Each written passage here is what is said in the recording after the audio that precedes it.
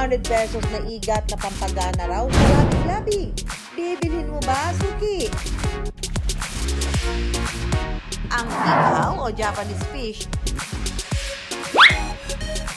para ipatikim sa atin ang panalong recipe ng pikaw, makakasama natin ngayong gabi ang kawander nating si Haris na sa edad na 22 ay may sarili ng restaurant sa Mayoyaw, Ifugao.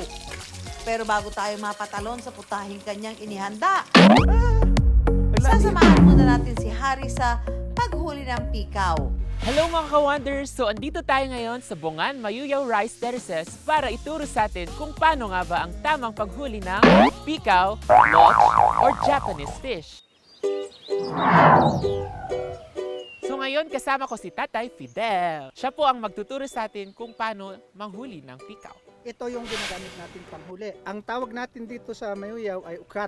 Pag sa English, trap. Ngayon, Haris, ituturo ko na sa iyo kung paano i-set up tong trap. Kailang maghukay ka ng kaunti. Kaunti. Isang kamay lang. Katapos ilulubog mo itong trap. Ilulubog mo siya doon. Ipasok mo yung isang darili sa loob para sigurado kang hindi matakpan ng putik. Takpan mo ng kahit kaunting damo. At panghuli, palilibutan ng damo sa ibabaw. Pang-akit daw ito sa mga pikaw para maglapitan sa trap. Alam, baka malalim nga. Wait lang, baka madulas.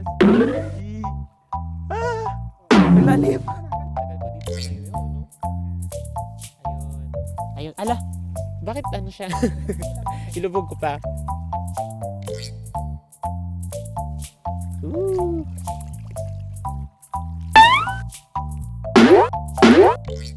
Ayan. Dami! Lalaki ha. Uy! So yun, tapos na tayong manghuli ng pikaw and iluluto na natin siya. Tuturo ko naman sa inyo kung paano namin niluluto ang isa sa mga specialty dito sa Maura's Cafe. Maura's Fried Pikaw. Tuturo ko naman sa inyo kung paano namin niluluto ang Maura's Fried Pikaw. Lalagyan natin siya ng asin para mawala yung lasa at tulas ng ating pikaw. Wait lang!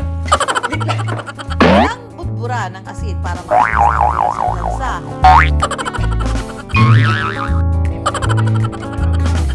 Dito na nagsimulang magtalunan ng mga pikaw.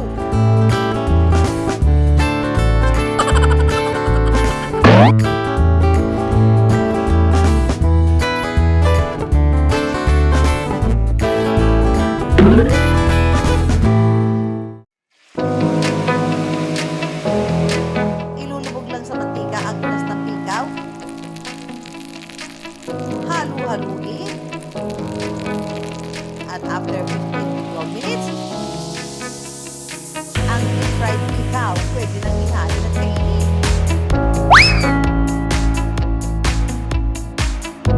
Pero pwede rin daw gawing sisig. Tatadtarin lang ang pritong pikaw.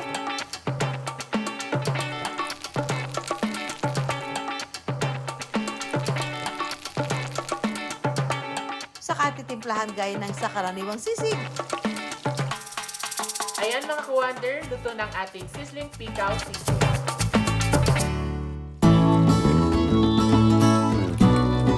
Wonder ang tumatalon-talon na pikaw. Hindi lang daw pampagana sa hapagkainan, kundi pampagana rin sa labing-labing.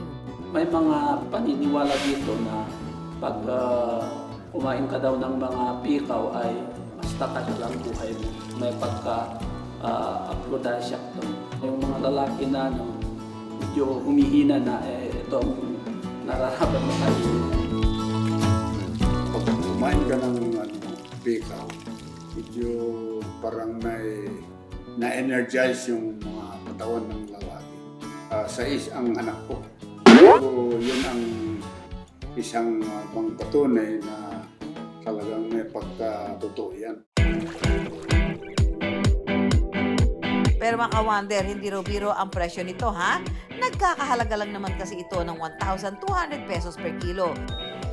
Di raw kasi ito basta-basta mabibili sa merkado dahil limitado na ang malulusog na lupang pinagbubuntisan ng pikaw. Idagdag pa ang mga peste at paggamit ng insecticide at bawal na gamot sa panghuhuli ng isda. Sa Pilipinas, tanging sa Ifugao na lang daw ito makikita. At para mapreserba ito, nagtayo ang pamunuan ng Mayoyaw ng isang hatchery para sa propagation ng pikaw. Yung propagation na ginagawa natin dito sa hatchery ay induced spawning. Sa spawning propagation, gumagamit sila ng hormone para mangitlog ang isda. Mano-manong ini-inject ang similya ng lalaking pikaw sa itlog ng babaeng pikaw, saka inilalagay sa isang drum na kontrol ng makinarya upang makapag-propagate na ang mga itlog.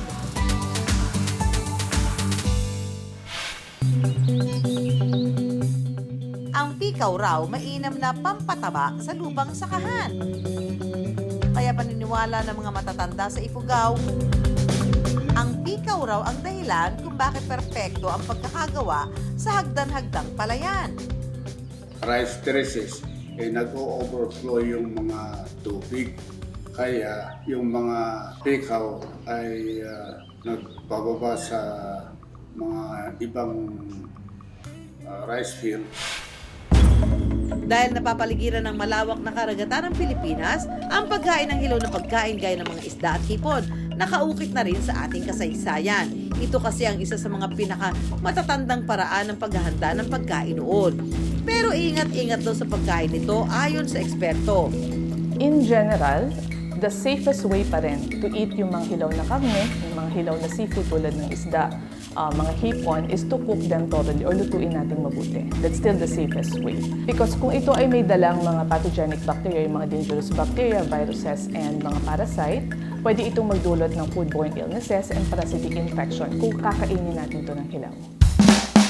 Lumalangoy-langoy man o tumatalon pagdating sa pagkain, si Juan sadyang malikhain. Basta ang mahalaga, siguraduhing ligtas itong kainin.